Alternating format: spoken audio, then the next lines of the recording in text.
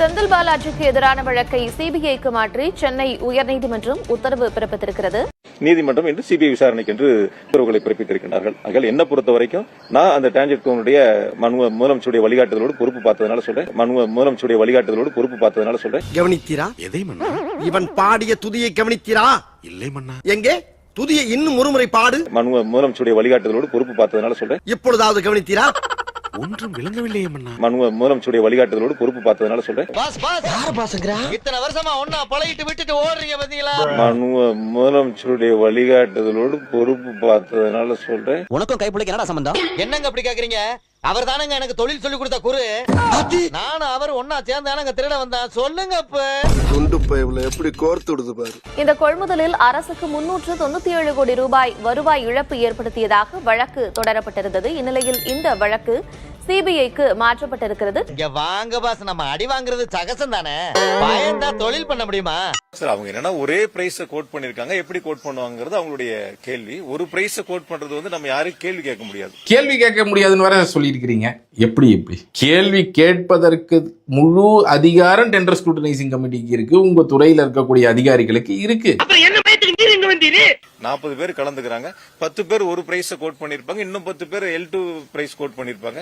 இன்னொரு 15 பேர் வந்து L3 பிரைஸ கோட் பண்ணிருப்பாங்க. இது நம்ம அவங்ககிட்ட கொஸ்டின் கேட்க முடியாது. நீங்க உங்க டெண்டர்களை பாக்கலையா? 250 kV எடுத்து பாக்குறீங்களா? ஸ்கிரீன்ல காமிக்கிறோம். 34 பேர் போட்டி போட்டாங்க. 34 பேரும் அச்சடிச்ச மாதிரி 7,51,660 ரூபாய் பங்கு மாட்டிக்கிட்ட பங்கு. எல்லாம் அச்சடிச்ச மாதிரி எல்லா ஒப்பந்ததாரர்களும் ஒரே ரேட்டை கொடுத்துருக்குறாங்க. இதுக்கு பேர் கூட்டு சதி இல்லைன்னா என்ன? இதை பார்த்தோன்னா கேள்வி கேட்கணும். ஆஹா சூனா போனா ஒவ்வொருத்தருக்க வேகத்தை பார்த்தோம்னா அவன் அருமை வறுமைக்கு ஆபத்து வந்துடும் போல் இருக்கடா. 1987ஆம் ஆண்டு தொடங்கி அன்றைய நடைமுறைகள் என்ன பின்பற்றப்பட்டதோ அதே நடைமுறை தான் இன்று வரை தொடர்ந்து பின்பற்றப்பட்டு வருகின்றன. இதெல்லாம் புயல் காத்துல உட்காந்து எவனா பொறி சாப்பிடுவான், அவங்கிட்ட போய் சொல்றா. 34 பேரும் ஒரே ரேட்டு, 26 பேர் போட்டு 26 பேரும் ஒரே ரேட்டு, ஒருத்தர் கூட மாறுபட்ட ரேட்டு கிடையாது. என்னடா இது? நான் தொழிலுக்கு புதுசுனே, என்ன மன்னிச்சிருங்கண்ணே.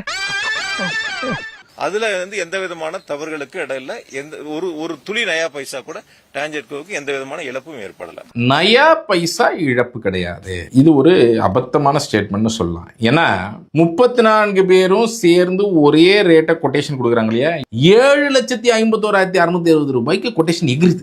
ராஜஸ்தான் அரசாங்கம் அதே நவம்பர் மாசம் 315 kVAவே 5,48,000 தான் வாங்கியிருக்கிறாங்க. ஜெம் ரேட் அவங்க 4,70,000க்கு 250 kV, அதே ஸ்பெசிஃபிகேஷன், அதே காப்பர் வைண்டிங், அதே CRGO, அதே எனர்ஜி எஃபிஷியன்சி லெவல் நீங்க பாத்துக்கலாம். TNEB இன்ஜினியர்ஸ் அசோசியேஷன் அவங்களும் 4,60,000 சுற்றம். இப்ப எல்லாமே என்ன காண்பிக்குது? சந்தை மதிப்பு 4,60,000 70,000 இருக்கக்கூடிய ஒரு பொருளுக்கு 7,51,660 எங்கேயோ 2.5 லட்சம் கூட போட்டிருக்கிறீங்க.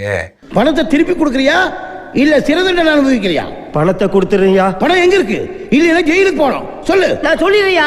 அந்த 2 லட்சம் ரூபாய் பணத்தை ஏன் வண்டு முருகன் தான் கொடுத்து வச்சிருக்கிறேன்.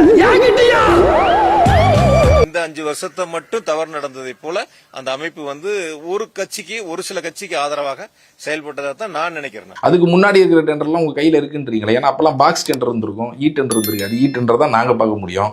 பாக்ஸ் டெண்டர்லாம் நீங்க உங்க கையில நிறைய வச்சிருக்கீங்க போல இருக்கு. அதெல்லாம் எடுங்க, பாருங்க, சந்தை மதிப்போட கம்பேர் பண்ணுங்க, எதெல்லாம் பார்ப்போம். அதெல்லாம் எடுத்துட்டு வந்து கொடுங்க, நம்ம அதையும் சிபிஐக்கு கொடுத்து விடுவோம். இவனும் ஈக்குவலா மைண்ட் பண்றானே. நம்ம இந்த மக்களுக்கு ஏதாவது ஒன்று செய்யறோம்னா அந்த மக்கள் வந்து நன்றியோட இருக்கணும் அப்படின்னா நம்ம நினைக்க கூடாது. நம்ம செய்யறதை செஞ்சுட்டே இருக்கணும் அப்படின்னு சொல்லிட்டு கலைஞர் அவர்கள் வந்து சொல்லுவாங்களாம். அது எனக்கு இப்பதான் வந்து புரியுது. அரசு வேலை பாக்குறவங்கல நான் கேட்ட வரைக்கும் ஒரு 10 பேர்ல ஒரு 3 பேர் வந்து டிவி கேட்க ஓட்டு போட்டேன்னு சொல்லி சொன்னாங்க. அதுல ஒன்றும் பிரச்சனை இல்ல, நல்ல விஷயம் தான், மாற்றம்னு சொல்லிட்டு கேட்கறாங்க. ரைட். அந்த 3 பேர் யாருன்னு பார்த்தோம்னா அந்த கம்பேஷனேட்ல உள்ள போனவங்க. கம்பேஷனேட் மீன்ஸ் இந்த அப்பா இறந்து போனதுக்கு அப்புறமா பிள்ளைக்கு தான் அந்த வேலை, ஹஸ்பண்ட் இறந்து போனதுக்கு அப்புறமா ஒய்ஃபுக்கு தான் அந்த வேலை அப்படின்ற மாதிரியான சிஸ்டத்துல உள்ள வந்தவங்க. சரி, அப்படி அந்த சிஸ்டத்தை யார் முதல்ல கொண்டு வந்தது அப்படின்னு பார்த்தோம்னா கலைஞர் அவர்கள். அதாவது அவங்க பாக்குற வேலை இருக்குல்ல, அந்த வேலை வந்து யாரால வந்துச்சுன்றது இருக்கணும்ல. நம்ம வந்து படிக்கல, அப்பா மூலமா இல்ல ஹஸ்பண்ட் மூலமா நமக்கு இந்த வேலை கிடைச்சிருக்கு. ஒருவேளை கலைஞர் அவர்கள் அந்த சிஸ்டம் கொண்டு வரல அப்படின்னா நமக்கு இந்த வேலை இல்ல. நம்ம சாப்பிடுற சாப்பாடுன்னு ஒண்ணு இல்ல, அந்த சாப்பாடு வந்து நம்ம வேலை மூலமா தான் வருது. அப்ப இந்த வேலை இல்ல, நம்ம இந்த சாப்பாடு சாப்பிட மாட்டோம், நம்ம இப்படி இருக்க மாட்டோம், இவ்வளவு தூரத்துக்கு பிரிவிலேஜா இருக்க மாட்டோம் அப்படின்ற ஒரு நன்றியே கிடையாது. ஐடி கம்பெனில வேலை பார்க்கிற பலரும் வந்து தாவேகாவுக்கு சென்னையில் வாக்களித்திருக்கிறார். இவன் எவனாவது சோத்துல முன்னாடி தட்டுல சோறு போட்டு உட்கார்ந்து இருப்பான். அந்த சோத்தை சாப்பிடுறாங்க, அந்த சோறுல உப்பு போட்டு சாப்பிடுறாங்க. அந்த சோறு திராவிட முன்னேற்ற கழகம் அவனுக்கு தந்த சோறு. என்னன்னா தமிழகத்துல இதுவரைக்கும் ஆண்ட கட்சிகள் அப்படின்னா இரு பெரும் திராவிட கட்சிகள் இங்க ஆண்டிருக்காங்க. தமிழகம் பல துறைகள்ல முன்னேறினதுக்கு அவங்களுடைய ஆட்சி, அந்த ஆட்சி காலத்துல இந்த மாற்றங்கள் நடந்திருக்கா அப்படின்னா ஆமா நடந்திருக்கு.